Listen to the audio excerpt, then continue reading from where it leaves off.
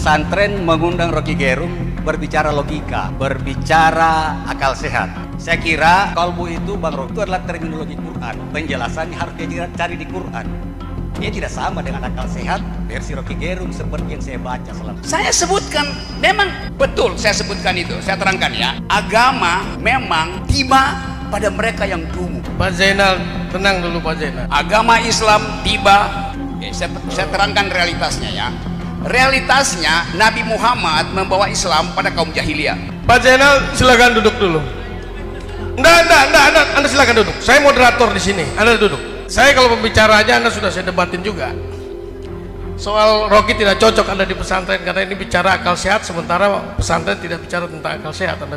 Saya moderator, Anda duduk. Saya moderator, Anda duduk. Anda berdebat sama saya. Anda berdebat sama saya setelah ini.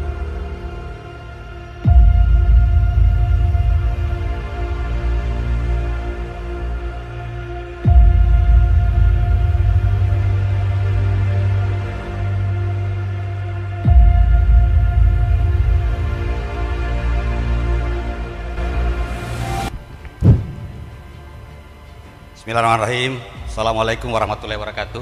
Kawan-kawan sekalian, saya bahagia sekali nih ketemu Bang Rocky malam ini karena sudah lama saya mengikuti berbagai ceramah beliau di YouTube ya, dan berbagai talkshow. Nama saya Zainal. Saya sebenarnya tadi sore baru tahu ada acara di sini, justru diberitahu anak saya yang kuliah di Jogja. Kemudian oleh kawan-kawan lewat WA tadi. Jadi saya tertarik karena saya melihat banyak keanehan. Keanehan pertama itu adalah pesantren mengundang Rocky Gerung berbicara logika, berbicara akal sehat. Tadi Bung Rocky menyampaikan beberapa terminologi, ada akal sehat, ada kolbu, ada dan sebagainya. Saya kira kolbu itu, Bang Rocky, itu adalah terminologi Quran. Dan konsistensi logikanya, penjelasannya harus dia cari di Quran. Dia tidak sama dengan akal sehat versi Rocky Gerung seperti yang saya baca selama ini. Kolbu, kalau kita bicara Al-Quran, itu hasilnya adalah ulul albab, yang berbeda dengan rasionalisme Bung Rocky Gerung, yang menurut saya lebih dekat ke Descartes kalau saya lihat. Satu. Keanehan yang kedua soal pada tema. Saya tidak tahu siapa yang membuat tema ini. Bagaimana kita bicara akal sehat kaitannya dengan pilkada. Bagi saya itu dua terminologi yang kontradiktif, contradiction terminis. Saya tidak pernah melihat ada realitas pemilu yang rasional, nggak ada. Di mana? Di planet bumi ini tidak pernah ada pemilu yang rasional. Mau pilkada, mau pilpres di Amerika sekalipun, nggak ada. Karena saya kira memang momen seperti pilkada adalah momen yang paling potensial menyebabkan orang kehilangan rasionalitas. Soal etika saya juga bingung kalau kita mau berbicara etika, sebab sejak kapan moralitas terwadahi dalam politik Indonesia? Saya belum melihat itu. Itu yang kedua.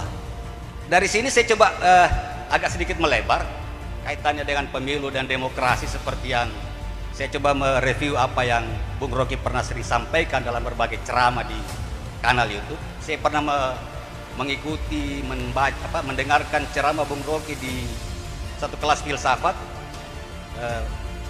membahas tema tentang agama dan demokrasi. Saya ingat waktu itu dan saya menulis tentang itu. Bung Rocky mengatakan bahwa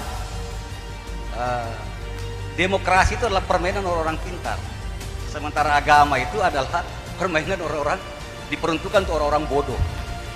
Kenapa? Karena agama itu mencari kebenaran ke belakang, sementara demokrasi itu kebenaran ke depan dengan argumentasi yang contestable. Sementara agama itu bentuk primitifisasi. Bahkan Bung Rocky mengatakan bahwa agama itu adalah being yang gagal berevolusi. Jadi ini sekaligus menegaskan tadi soal akal sehat dengan kolbu itu beda. Itu satu. Jadi saya kira itu juga bagi saya problem epistemologi juga. Karena apa?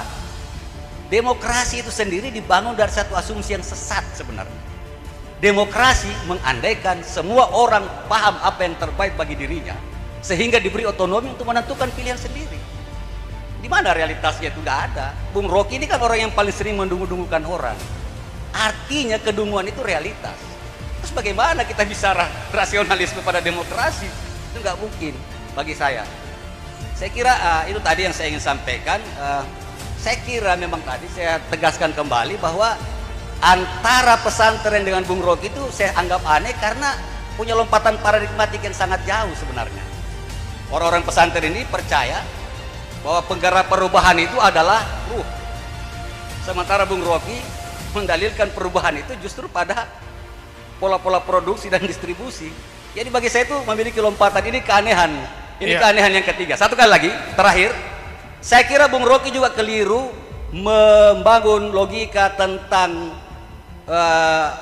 income per kapita. Saya kira Bung Rocky tidak cukup paham soal itu.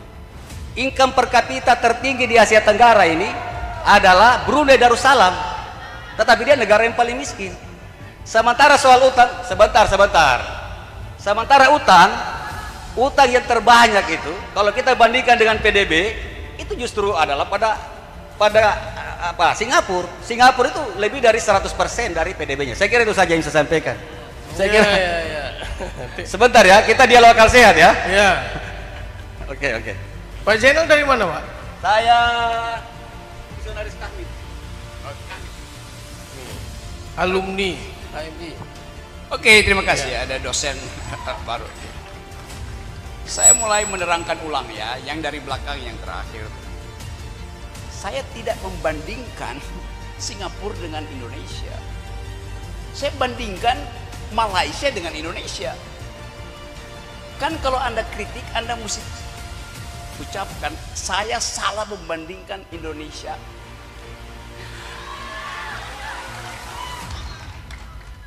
Gini, saya terangin ya. Kan konteksnya saya bilang yang akan bersaing bonus demografi Indonesia dan Malaysia. Oleh karena itu saya pakai data Indonesia dan Malaysia. Kecuali Anda bilang bahwa Pak Rocky salah karena pendapatan per kapita Malaysia itu adalah 17.000. Tidak, tetap 13.000. Tapi kan Brunei 17. Saya nggak bicara Brunei, saya bicara Malaysia. Iya 30.000 kalau saya pakai data Brunei. Saya pakai data Malaysia, right? Oke, yes.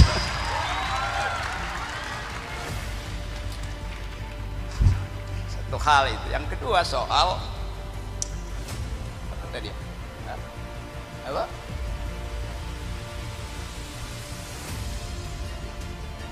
Yes. Semua pemilu di negara Benelux mendekati sempurna karena tidak ada fraud, tidak ada corruption. Anda pergi ke Finlandia,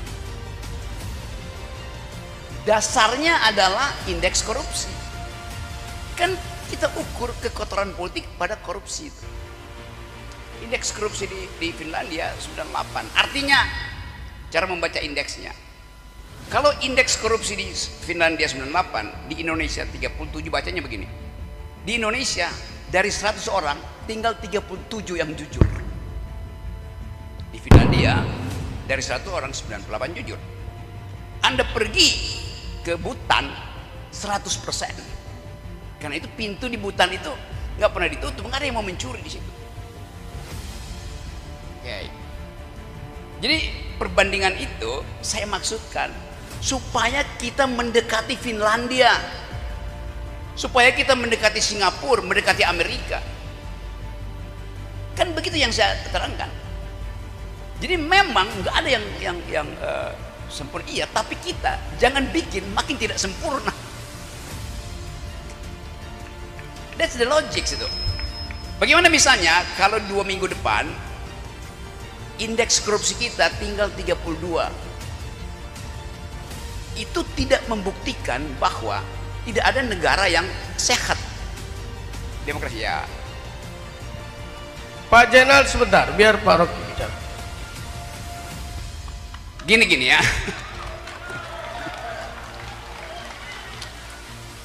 Kan tadi Anda menerangkan tidak ada negara yang betul-betul sempurna, tidak korup, ya.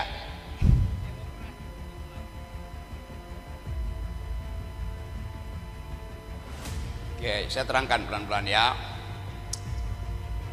Pertama kali kita belajar demokrasi dari Republik Athena. Oke. Bagaimana demokrasi di Athena dilakukan? Perhatikan ya. Di situ tidak ada kompetisi. Di Athena, anggota DPR itu diundi. Kalau Anda terundi, semua kita setuju, Anda pergi ke DPR. Karena prinsipnya adalah semua warga negara punya kesetaraan kejujuran, kesetaraan etis. Jadi dari awal demokrasi justru mengandalkan kejujuran manusia. Salah data Anda. Awal demokrasi adalah prinsip primus inter pares. Hanya boleh diundi. Kalau saya malas pergi jadi anggota DPR, diundi aja tuh. Dia yang terpilih, saya percaya dia akan mewakili saya. Kalau you terundi, semua kita percaya you akan mewakili kita.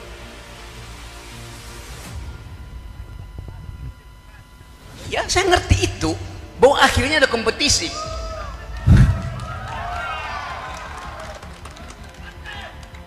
Tetapi genealogi dari demokrasi adalah asumsi bahwa semua orang jujur. Ada ketidakjujuran, deception. Ya memang itu prinsip dalam demokrasi, bukan pemerintahan dari, oleh, dan untuk rakyat. Prinsip demokrasi di awal adalah the government of reason through the government by the people. Pemerintahan akal melalui pemerintahan orang. Itu dasarnya tuh. Oke, 3 kesalahan ya. Satu lagi yang terakhir, soal kolbu. Sebagai sesama ulul albab, saya terangkan tadi bahwa Eropa itu hanya mengenal reason dan passion. Maka saya tambahkan, Islam punya fakultas ketiga, namanya kolbu. Terus Anda simpulkan, saya samakan kolbu dengan reason. Loh, justru saya tambahkan kualitas ketiga.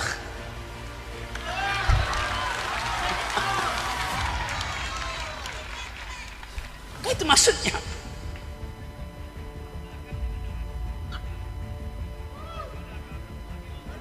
Saya sebutkan, memang betul saya sebutkan itu, saya terangkan ya. Oke, sekarang agama memang tiba pada mereka yang dungu. Tidak mungkin nabi-nabi itu membawa keyakinan baru kalau di situ udah ada peradaban.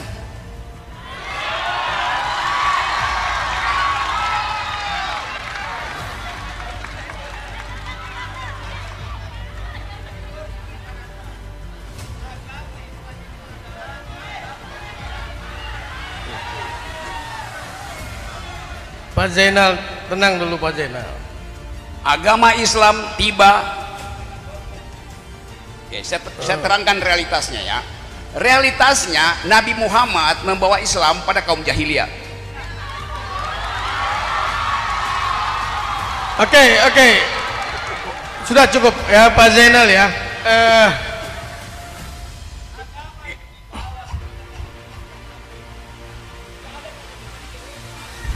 Tidak. Pak Zainal silakan duduk dulu. Anda silakan duduk. Saya moderator di sini. Anda duduk.